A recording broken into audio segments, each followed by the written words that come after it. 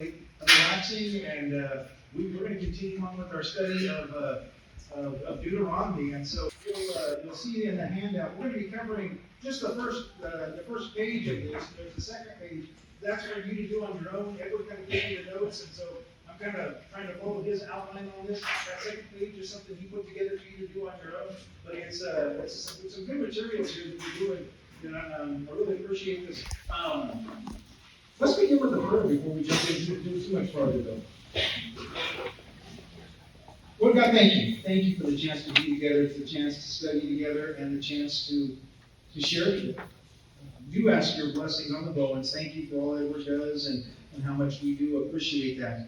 But guide us now as we take a few minutes to study your word. Lead us so that we can grow stronger in you and grow closer as a body. Bless us and be with us. Fill us with your spirit now. Pray this in Jesus' name. Amen. When I was in high school, I'm going to grab this over here.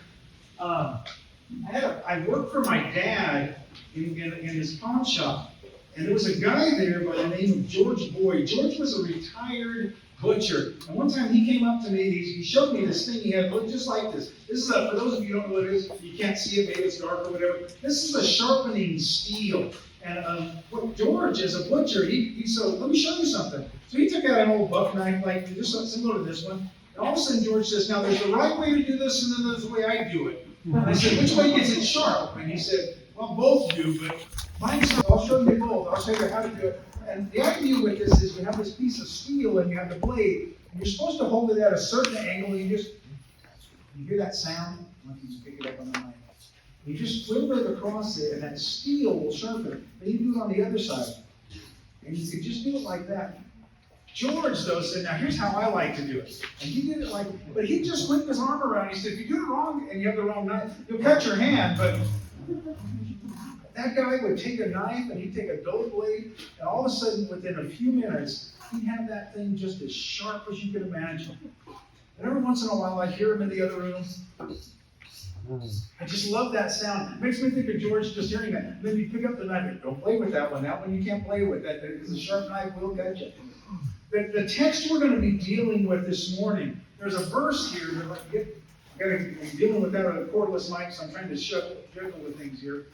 The text we're dealing with this morning says, love the Lord your God with all your heart, with all your soul, with all your strength. These commands I give you today are to be on your hearts. Impress them on the hearts of your children. That word impress there is the word whet, W-H-E-T, which is this.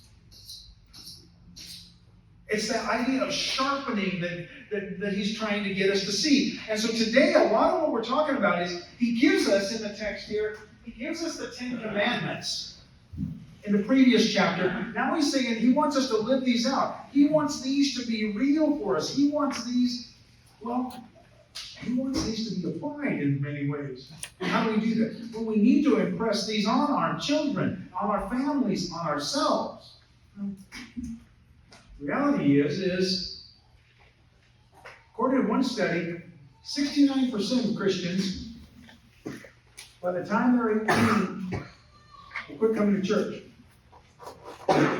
Another study, 70% of millennials quit attending church by the time I can't see the screen from here, 23. I may have to move my mic so I can see the screen. I don't know about you, but when I think of those numbers, when I look at those stats up there, I'm sad. As a parent, as a former youth minister, I feel a sense of responsibility. Because the truth is, as a generation, there's a lot of our young people that aren't coming back. And part of what this text is trying to get us to see, part of what the writer of this is trying to say is, you got the commands, you got the lifestyle, now make sure you whet your children. You ingrain in them these things, because what happens? They'll quit coming, you know how long it takes the church to die?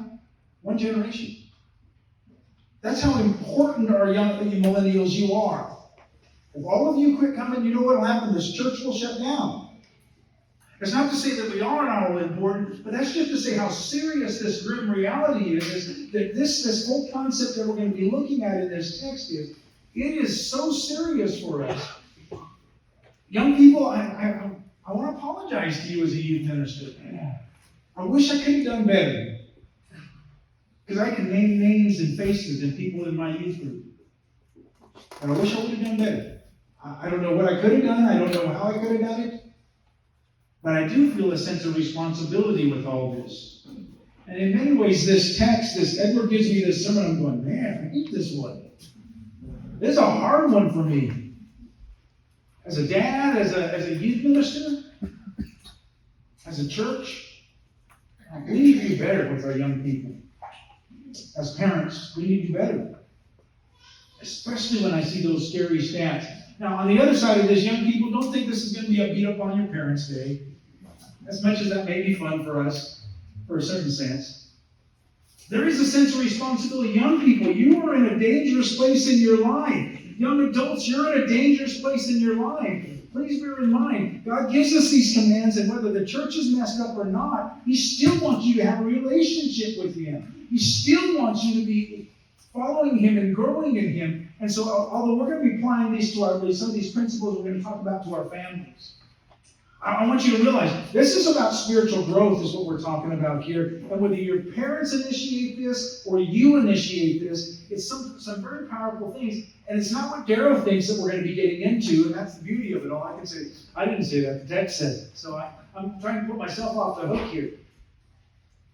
Because the text here, as we look at this text, and I want us to take a minute to read through this chapter, because the writer here gives us some amazing ways that we can we can sharpen ourselves and become spiritually in mind. Let's read together this chapter here. One more blank here, if I get ahead of it, say, hey, Darryl, you missed one. Somewhere along the way, our focus is on programs and techniques, dollars, ministry, and sizes. Perhaps even more powerful worship distracted us from the basics. And what are the basics? Believing, growing, a relationship with God. That's the basics. It's not just the commands of God, it's having that relationship with Him, as we're going to see in this text here. Let's read together Deuteronomy chapter 6. If you have it in your Bible, otherwise I'm going to put it on the screen. I don't think we read the Bible enough. And sometimes when we read it together as a church, I just see such power in that. And I want us to be studying Deuteronomy by looking at the text. So we're going to read through these 25 verses together, and we're going to kind of pick it apart, make 5 applications, and you go to lunch. Pretty easy, huh? These are the commands, decrees, and laws the Lord your God directed me to teach you, to observe the land, to observe in the land you are crossing the Jordan to possess, so that your children and your children after them may fear the Lord your God as long as they live, by keeping all His decrees and commands that I give you, and so that you may enjoy a long life. Hear, O Israel, be careful to obey, so that it may go well with you, and that you may increase greatly in a land overflowing with milk and honey, just as the Lord your God of your ancestors promised you. Hear, O Israel, the Lord is your God. The Lord is one. Love the Lord your God with all your heart and with all your soul and with all your strength. These commandments that I give you today are to be on your hearts. Impress them on your children. Talk about them as you sit at your home and when you walk along the road, when you lie down and when you get up. Tie them as symbols on your hands and bind them on your foreheads. Write them on your door frames of your houses and on your gates. When the Lord your God brings you into the land He swore to your fathers, to Abraham, Isaac, and Jacob, to give you a land with large flowing cities, you did not build houses filled with all kinds of goods that you did not provide, wells that you did not dig, and vineyards and olive groves that you did not plant. And when you eat and are satisfied, be careful that you do not forget the Lord who brought you out of Egypt, out of the land of slavery. Fear the Lord your God, serve Him only, and take your oaths in His name. Do not follow other gods, the gods of peoples around you, for the Lord your God who is among you is a jealous God, and His anger will burn against you, and He will destroy you from the face of the land. Do not put the Lord your God to test, as you did in Massah, be sure to keep the commands of the Lord your God, and the stipulations and the decrees he has given you. Do what is right and good in the Lord's sight, so that it may go well with you, and you may live in the land and take over the good land the Lord promised you on oath to your ancestors, thrusting out your enemies before you, as the Lord said. This text here, there's some neat things in here I hope you catch here. First thing here is, this is a continuation of the Ten Commandments. He's trying to give us this idea. He's trying to get them to, I'm sending you in the land and not just giving you this command, but I want this for all generations. This text in here in verse, if I can go back to it, find it back here. Hear, O Israel, is sometimes called the Shema. The Shema is the Hebrew word that means to listen or to pay attention to. And the Jews would often, hear, O Israel, the Lord your God is one God, love the Lord your God with all your heart, with all your soul. They would often pray that in the morning and the evening. It became kind of a tradition because they realized this is something they need to have on their hearts. Jesus, he states this in the New Testament, and he says this is the greatest command. Now he ties it with the Leviticus passage, and what's the second greatest command? This one we should have memorized, guys. This should be easy. First command, greatest command is what? Love the Lord your God. You can talk. That's okay. It's okay to talk in church as long as you're paying attention. The second command is what? Love your neighbor as yourself. You got to do it louder because you're mumbling through your mask. I know. But that's all right. This is one of these foundational things. You talk about, you can't get much more basic than this, can you? We're commanded to love the Lord your God. Pay attention, Israel. Pay attention, church.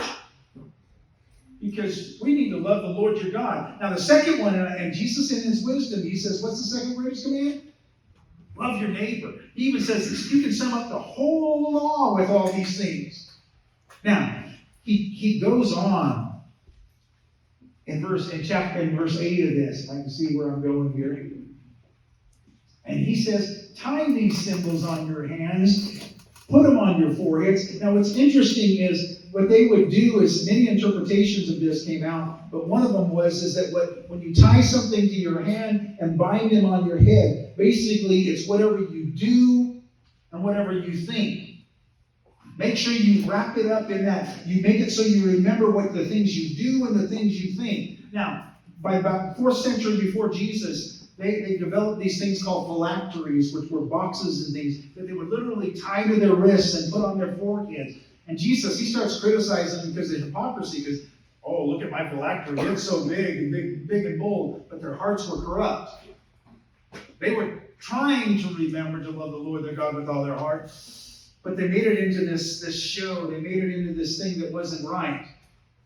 Now, is our relationship with God meant to be something we show? Not necessarily. Although it should be something you see. You'll know a tree by its fruit. And people should look at us and be able to see us and know what we're doing. And so I don't think there's anything wrong with wearing a cross necklace or a Jesus t-shirt or whatever. If that helps you remember.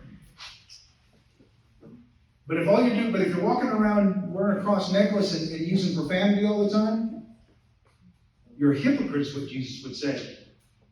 You're shaming the church. You're driving in a church van and you got kids in the back of the van flipping them off or something in the back window. I've seen that happen. I'm going, ooh, shame on that church. Those kids are shaming that church. And so that's where Jesus, that's a modern way of looking at what Jesus is talking about. He's trying to get them to see, this is how you need to live.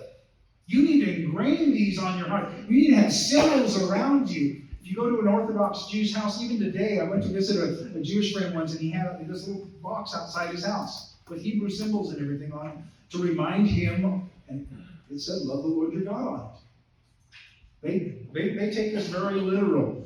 The scriptures in verse 10 and 12, 10 through 12 here, they're kind of some warnings that are given here against turning your heart against God and against evil. We come down in here, and I'm trying to skim over these again because I want to get on to some of the practical parts of this. He tells them to turn your hearts towards God and turn your back against sin and idolatry. In verse 19, he says, in the sight of your enemies, I can't see it from here. My eyes are getting bad. It's crazy. Friday was International Old Persons Day, and I celebrated, by the way. Thrusting out your enemies before you, the Lord said, in the future. And he talks in this about this relationship. He reminds them of their history in this. In fact, this story that you see here told was one they would often celebrate with their festivals. Tell us the story about leaving Egypt. And that became part of their history. It was a shared testimony that they had with each other. And in many ways, as he comes down to this last, I hit the wrong button here. This last part here, he reiterates again what he starts off saying.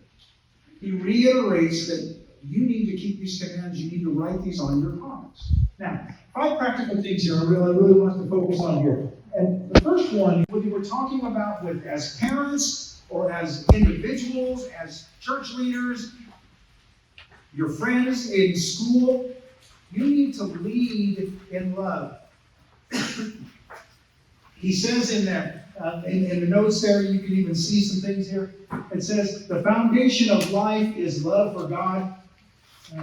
Love for God, not your love. The foundation of life is love for God, not your love for God. Love because He first loved us. That's what 1 John says. All people, including children, they want to be led by someone who loves. What should be motivating us? What should be drawing us? If I'm doing it out of fear, there's a danger. We're in a dangerous place, aren't we? But whereas if I follow God because I love Him, if I'm following God out of guilt and shame, if I'm following Him out of fear, it'll get you for a while. But ultimately, why should I want to be a Christian? Because I love my Creator. And I want to have that relationship with Him. I want to be with Him. Now, if I'm leading with love, and I'm leading you with love, what am I going to be doing? I lead Russ with love because I care about him. And when Russ is sick and he's hurting, how do I feel? Well, Russ needs to buck up and deal, right? Well, yeah, he may, but I need to love him in the meantime, right? And there's a difference in that lovingness that we're talking about here. And that's why in this first part of the text, the first 3 verses, he hammers it in. You need to lead with love. Love has to be this key factor. You see, God has plans for you and a place for you and a purpose for you. And when I can present that to you in love, what's going to happen? Man, it's going to change things. It's going to make a difference. It becomes, all of a sudden, it isn't just, I've got these 10 commandments I got to keep. And, I'm doing pretty good with 1, 3, and 5. But there's a couple in there I won't even talk about. I don't even remember what 1, 3, and 5 are, by the way. But at the same time, you catch where we're going with this.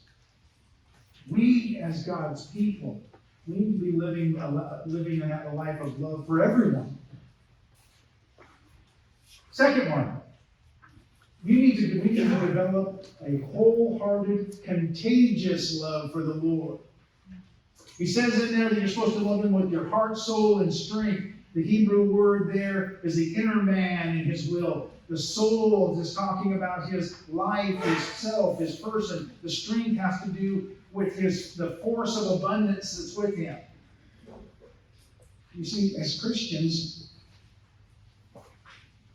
if I want to make a difference in my family, if I want to make a difference in my church, what do I have to do? My love has to be contagious, infectious. It has to be a passion. If it's not, what's going to happen? If I'm not loving Him with my heart, my soul, and my strength, with every fiber about me, that relationship with God is going to be kind of hard for me to expect you to have much of a relationship, isn't it?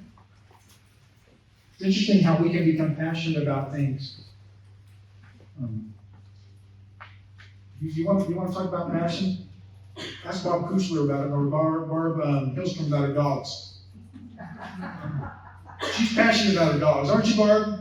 Is Barb here today? I'm not even sure if I'm teasing someone that's not in here. You talk about grandkids for some of you guys, and you're like, let me show you the pictures. You talk about running with me and get ready, we'll talk. Or coffee. We need to have a contagious love for the Lord, though. That we're just as passionate, that we love Him with every fiber of us, with every part of our being with Him. So when people around us, they're going, that guy's got this contagious love. We understand contagions, don't we? Why are you wearing a mask, by the way? What happens when things are very, very contagious? You can't stop them from being spread almost. What about the love of the Lord?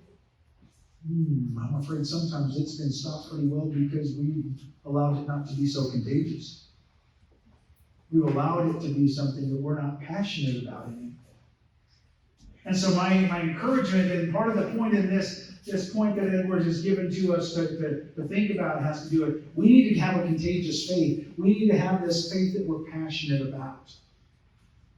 We need to nurture that in our lives.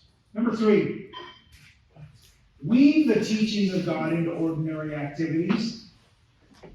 Talks about sitting at home, walking on the road, in the private space and in the public space.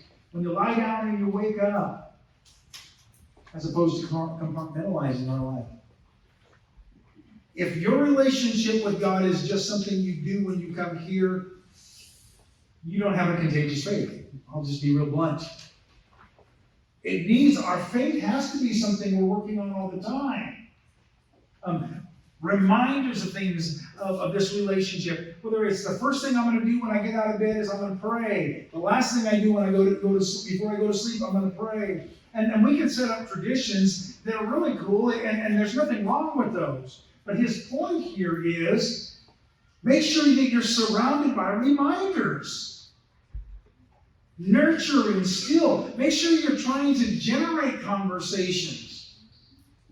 Once in a while, and if I go out for coffee with you, eventually we're probably going to come to a point where I'm going to ask you a silly question, but to me it's not so silly. And that's very simple. How are you doing spiritually? Because I'll be honest, that's something I care a lot about. And when I ask you that, if we're ever together, I want an honest answer. If life's going terrible, then tell me. My relationship with God is really lousy right now. Because I want to pray for you. I want to encourage you. But you see, that's part of that one. You're walking along the road, we're going to have those conversations. Because that's what parents, you need to be generating those conversations with your kids, looking for opportunities to have that. Adults, with other people, you need to be looking for ways that you can kind of stimulate that. You need to have ways that you're trying to generate these kind of conversations, spiritual conversations. But weaving those into your ordinary activities, whether it's you're cooking dinner together with the family or you're out eating with someone.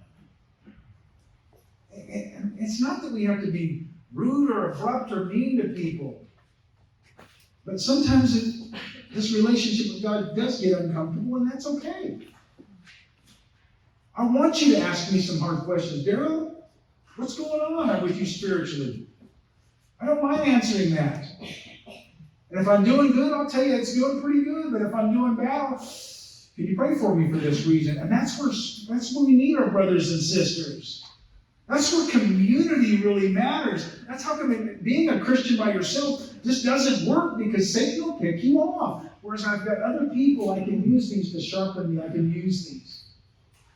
Have reminders in your life. Things in your house that remind you of your relationship with God, your faith. Things that remind you of your commitment.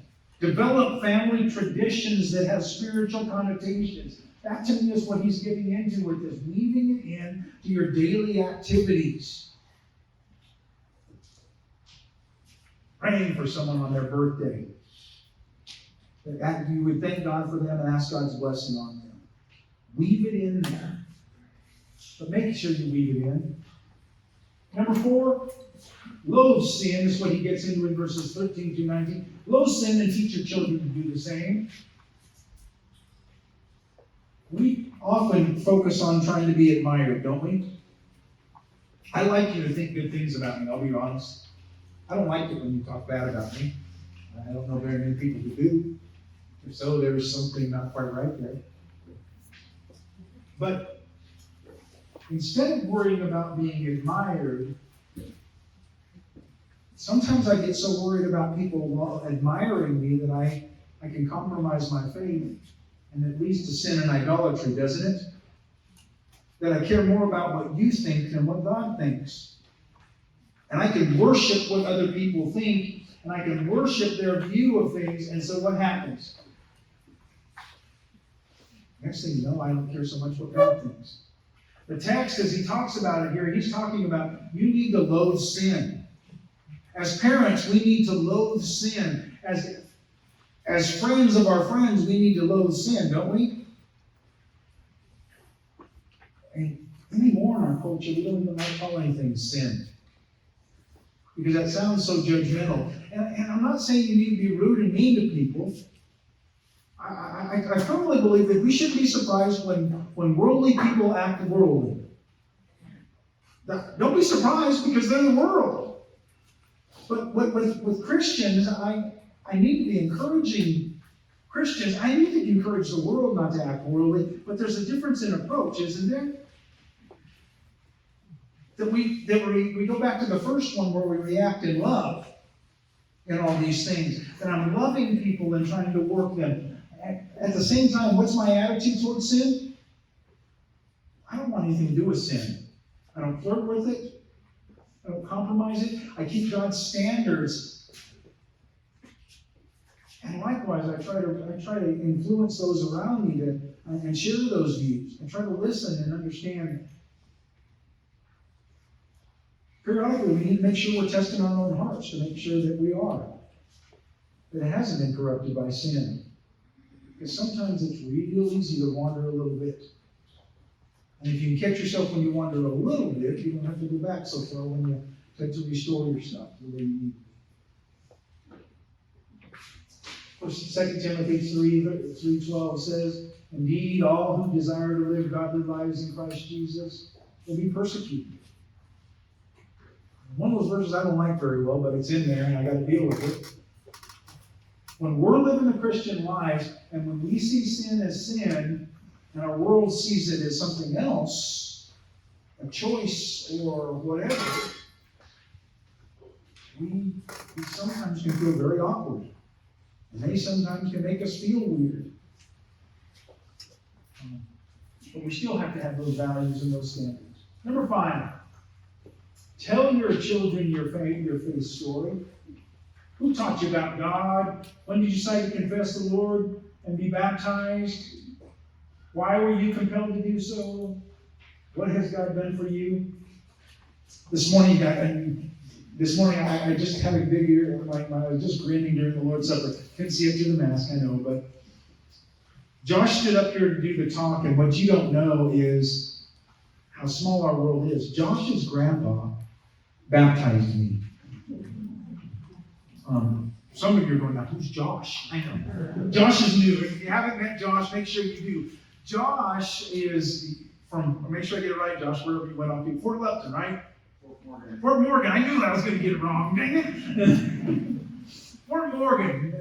Often. And he just started coming here and going, his own church was going through some, a lot of the members weren't, it's just a struggle because I love the Lord my God with all my heart, with all my soul, and with all my strength. That's what we're getting at with this text here. And that's so much of what we need. And when I'm drawn into a love relationship with God, it transforms me. The second page of your handout, as I mentioned, is for you to go over on your own. We won't even touch those, 7 to 8 things that Edward's given us to do. If they're real practical, I encourage you to read through those. If you didn't get a handout, grab one on your way out. It's good stuff. I think I appreciate the Jews who start off their day praying, "Hear, O Israel, love the Lord your God. Lord our God is one God." Maybe you need to make it personal. And I will love the Lord my God with all my heart, with all my soul, with all my strength. And throw in a little Jesus and say, "I now love my neighbor as myself." What a wonderful way to pray every day. I'm convinced that if we'll start praying that every morning and every night, our hearts will change and our lives will change. We'll become the people we need to be. Bow with me as we pray before we sing our closing song. Lord God, we come to you and we thank you. There is no God like you. There in heaven or earth below. As we sang at the beginning, you've given us a covenant of love as well as a book full of commandments. Help us to be focused on that love and that loving relationship. Sharpen us and ingrain in us, deepen in us a faith. Lord God, help us as a church. Help us as leaders. Help us as parents and as friends. As older people with younger people around us. Be impassioned by our faith that we can share that with other people. We thank you so much and we need you so much. Help us to love you, Lord, and not just go through some motions of worship and activities that we do. Help us to be deeply and passionately in love with you. We love you and we thank you. We pray this in Jesus' name.